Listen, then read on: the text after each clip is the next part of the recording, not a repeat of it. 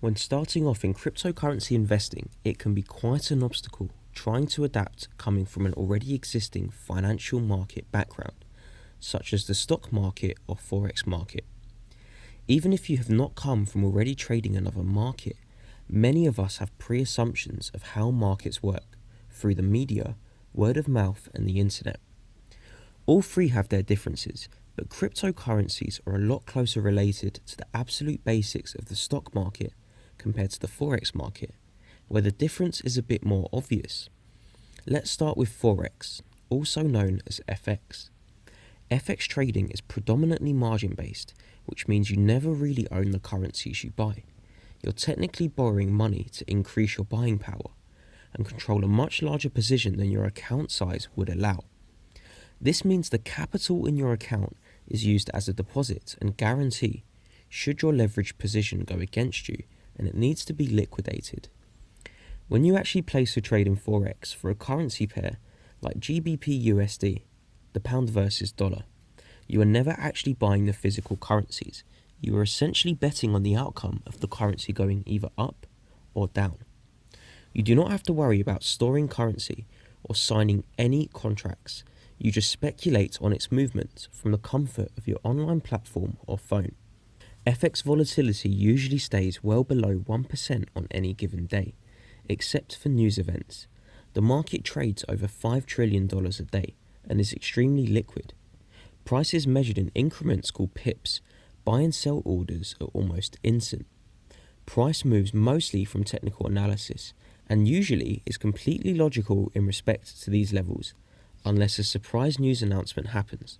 Now let's compare crypto and stocks, as they're slightly similar to each other and we can identify the differences as we go on. Whilst the ability to margin trade both stocks and crypto is possible, this is more optional and only in specific cases. This means you can only buy what your current account balance can afford. Margin trading crypto in particular is a one-way ticket to going broke. The market is still too young to have the liquidity like the FX market, meaning if price spikes against you, there may not be a buyer available to clear your sell order, leaving your trade to continue running in further loss, with money you do not have in your account. When you invest in the stock market, for example in Apple, and let's say in this scenario, Apple's trading price is $50. This means the price for one share in Apple is $50. So price moves in a more recognizable format compared to FX and just sticks by moving up or down in dollars, euros or pounds. In crypto, if the price of a coin is $50, this means to buy one coin it will cost you, just like stocks, $50. If you wanted 7 shares of Apple, it will cost you $350, as you're buying 7 of the shares worth $50 each. Vice versa, 7 cryptos worth $50 each would cost exactly the same. Unlike FX, investing into shares of a company means you actually own a piece of that business now, and technically as a shareholder in the company. This is usually represented in the form of a printed certificate after investing, whilst buying crypto from an actual exchange means you genuinely own those coins.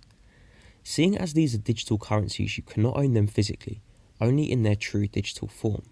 However, this also brings the responsibility of protecting and securing these coins online as if they're currency in physical form. Technical analysis also works with stocks to some extent. However, the real shifter of price is news announcements on quarterly or annual reports for the specific business you have invested in. Cryptocurrencies work on a combination of the two. Technical analysis can work very accurately once you know how to use it for specifically cryptocurrencies, as FX technical analysis is not valid with crypto charts. Technicals alone can cause price breakouts of 50% and beyond. Yet due to the market being so young and unregulated, news announcements are also used as manipulation days for the players in the market with large volumes of crypto that can shift the price up or down. One last difference with crypto compared to other markets is the volatility is so frequent that it's actually much more effective to hold during large falls in price, rather than alter your entire investment bias like you would do in Forex. It's going to be very different to what you're used to, and it may seem scary at times. That's what I'm here for, guiding you every step of the way. See you in the next lesson.